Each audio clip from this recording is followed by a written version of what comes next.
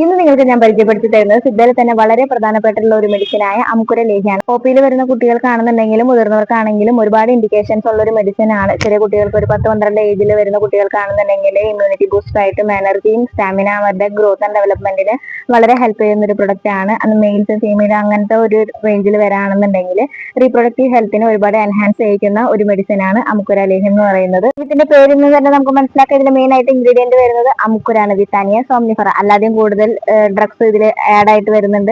അതൊക്കെയാണ് തിപ്പലി, കുരുമുളക്, ഏലം, ലവംഗം എന്നിവയൊക്കെയാണ് ഇതിലെ മെയിൻ ആയിട്ടുള്ള ഇൻഗ്രീഡിയൻസ്. ഇതിലെ മെയിൻ ആക്ഷൻസ് എന്തൊക്കെയാണെന്ന് നമുക്ക് ഓരോന്നോരോന്നായിട്ട്. ആന്റി സ്ട്രെസ് ആണ്. അതിൽ ഫിസിക്കലി ആണെങ്കിലും മെന്റലി ഇമോഷണലി ഡൗൺ ആയിട്ടിരിക്കുന്ന ആൾക്കാർക്ക് സ്ട്രെസ്സും ആൻസൈറ്റിയും റെഡ്യൂസ് ചെയ്യിക്കാൻ വേണ്ടിയിട്ട് ഈ മെഡിസിൻ ഹെൽപ്പ് ചെയ്യും. സെക്കൻഡ് വൺ എന്ന് പറയുന്നത് സ്ട്രെങ്ത് പ്രൊമോട്ടിംഗ് ആണ്. മസിൽസിന്റെ ഗ്രോത്തിനും ഡെവലപ്മെന്റിനും വേണ്ടിയിട്ടും എന്തെങ്കിലും ഇൽനെസ്സോ വീക്ക്നെസ്സോ വന്നു കഴിഞ്ഞിട്ട് മസിലിന്റെ ആ ഒരു റിപ്പയറിങ്ങിന് വേണ്ടിയിട്ടും ഇത് നല്ല രീതിയിൽ ഹെൽപ്പ് ചെയ്യുന്നതാണ്. തേർഡ് വൺ നെർവൈൻ ടോണിക് ആയിട്ട് ഇത് മെയിൻ ആയിട്ട് ആക്ട് ചെയ്യുന്നതാണ്. നെർവസ് സിസ്റ്റത്തിനെ സ്റ്റിമുലേറ്റ് ചെയ്യാൻ വേണ്ടിയിട്ടും ഫോക്കസ്, അലർട്ട്നെസ്, കോൺസെൻട്രേഷൻ എന്നീ കാര്യങ്ങൾ നല്ല രീതിയിൽ വരാൻ വേണ്ടിയിട്ടും മെമ്മറി പവർ കൂട്ടാൻ വേണ്ടിയിട്ടും ഇത് ഹെൽപ്പ് ചെയ്യും. ഫോർത്ത് ഇതിന്റെ ആക്ഷൻ എന്ന് പറയുന്നത് റെജുവിനേറ്റിംഗ് ആണ്, ആന്റി ഏജിംഗ് ആണ്, വൈറ്റാലിറ്റിക്ക് വേണ്ടിയിട്ടും ഇമ്മ്യൂണിറ്റി ബൂസ്റ്റർ ആയിട്ടും എനർജി ബൂസ്റ്റർ ആയിട്ടും ഇത് ആക്ട് ചെയ്യും.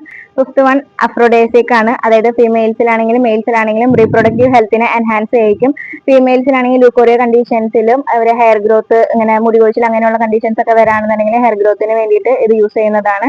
മെയിൽസിലൊക്കെ ആണെന്നുണ്ടെങ്കിൽ പ്രീമച്ചുർ ഇജാക്കുലേഷൻ, ഇറക്ടൈൽ ഡിസ്ഫങ്ഷൻ അങ്ങനെ റീപ്രൊഡക്റ്റീവ് ആയിട്ട് റിലേറ്റ് ചെയ്തിട്ട് വരുന്ന ഡിസീസിനും ഈ മെഡിസിൻസ് കൊടുക്കുന്നതാണ്. 6 എന്ന് പറയുന്നത് ആന്റി ഇൻഫ്ലമേറ്ററി ആണ്. റൊമാറ്റിക് ഡിസീസിലാണെങ്കിൽ ഇൻഫ്ലമേറ്ററി കണ്ടീഷൻസ്, ജോയിന്റ് പെയിൻസ് അതിനൊക്കെ റെഡ്യൂസ് ചെയ്യാനായിട്ട് നല്ല രീതിയിൽ ഹെൽപ്പ് ചെയ്യും.